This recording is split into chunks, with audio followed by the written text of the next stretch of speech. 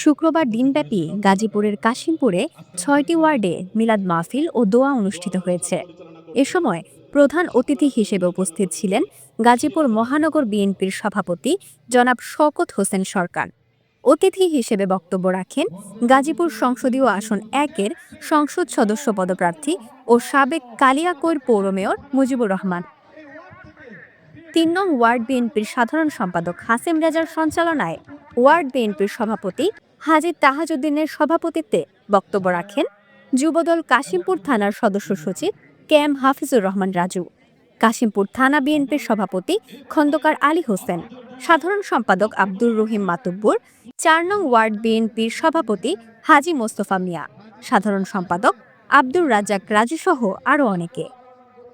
এ সময় বেগম খালেদা জিয়ার বিদেহী আত্মার মাগফেরাত কামনায় দেশ ও জাতির নিকট দোয়া কামনা ও আগামী জাতীয় সংসদ নির্বাচনে ধানের শীষে ভোট দিয়ে জয়যুক্ত করার আহ্বান জানান বক্তারা।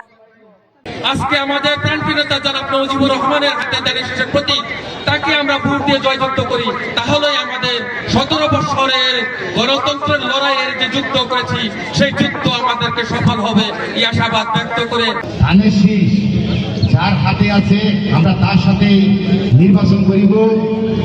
এবং আমরা কাশিমপুর থানা থেকে আমরা প্রত্যেকটা ওয়ার্ড থেকে যেন বিপুল ভোটে আমরা ধানের শীষের প্রার্থী মুজিবুর রহমান ভাইকে জয়যুক্ত করতে পারি।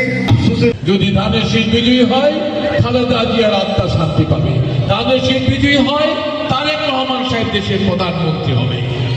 আমরা শুধু বিজয়ের মালা তারেক সাহেবের জন্য নিয়ে যাব, আমাদের খালেদা জিয়ার মন শান্ত হবে না, তার কথা তার সন্তানরা লিখেছে।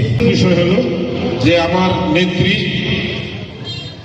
সুস্থ অবস্থায় আপনার জেলে গেল, জেল থানা থেকে অসুস্থ হয়ে আসলেন।